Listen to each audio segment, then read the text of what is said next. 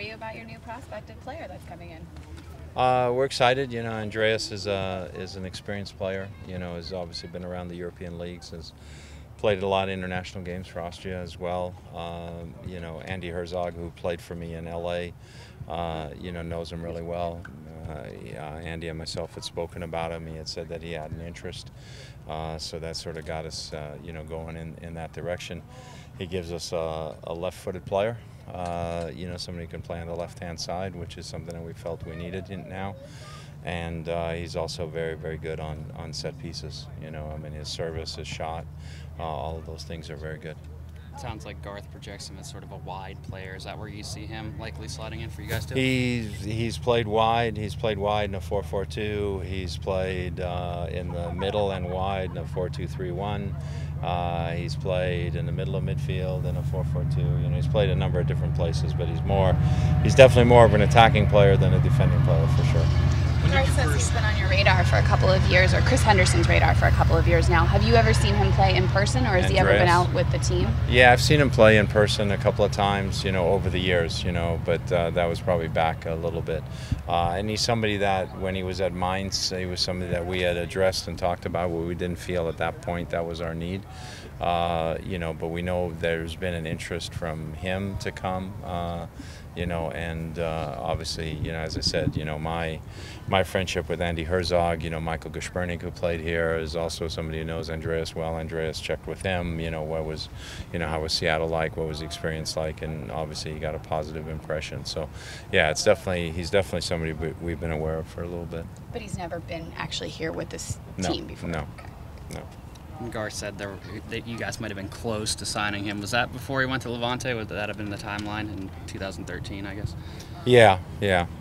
But things, you know, sometimes there's a lot of guys you end up sometimes talking about, and sometimes it works out, sometimes it doesn't work out, and there's various reasons for that, either your needs at the moment or your salary cap issues or, you know, different things. Looking ahead for tomorrow, you start CONCACAF play against the team you just played Saturday. Yeah. How's that shaping up? We got to play better than we played Saturday. You know, obviously we gave up goals on set pieces. We got to eliminate that for sure.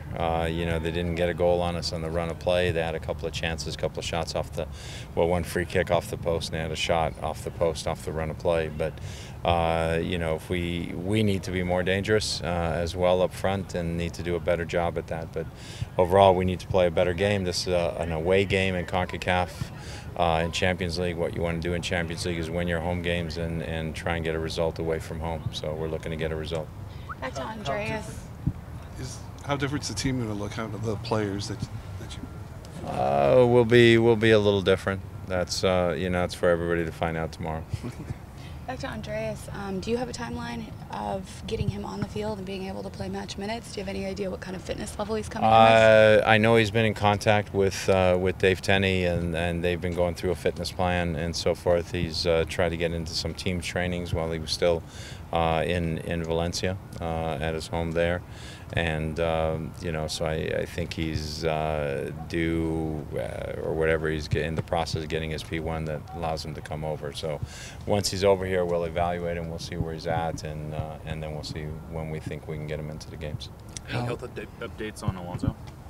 Alonso had an MRI yesterday. There's a slight hamstring injury, not as bad as the last one. So again, it's a week-to-week thing. How's Over been looking? I saw him out practicing today with the team. Yeah. I mean, he's been in full practices with the team this week and did some extra work with Ante at the end. You know, we're off Thursday, but he'll come in and do some work on Thursday as well. So we continue to progress him, and that'll, you know, we'll get to a point where we'll make a decision for this weekend. Does Andreas feel more like a rotation depth guy to you, or looking at his skill set, do you expect him to come in and maybe compete to become kind of a regular starting 11 guy? I mean, I think, you know, you always have somebody who's injured or somebody who's missing or somebody who's out. I think nobody should know that better than us this year. But you know, obviously we expect him, you know, to be in our top group and to be a guy who's contributing. You know, so either that's as a starter, that's in a rotational basis when we have some games at the end of August, or, you know, but obviously he's of the quality that we expect him to be able to step into the lineup and help us. Has Alonso been ruled out then for both matches this week? Alonso is out for Wednesday. I never try and look further. With Alonso out, who do you need to step up in the midfield to see? We need everybody to step up. Everybody's got to play a little bit better than they played the last game. It's not one person that needs to step up. You know, everybody needs to play a little bit better. The struggles you had scoring goals, you know, this month, is there anything different that you guys can do? I know you've tried a whole bunch of different players and everyone's been up there. Is there something that you see that can make you more goal dangerous? As you I think we just need, you know, we need to see the ball hit the back of the net one time, and then it'll be like this big,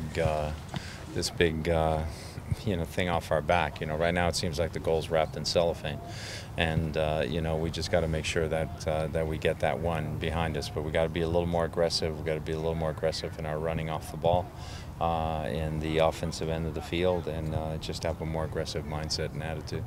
Are you seeing that when here at training that the players are having a difficult time finding the back of the net, or is it just kind of a game time thing? No, there's times in training where we find the back of the net and we score plenty of goals, and for some reason we haven't been able to transfer that yet.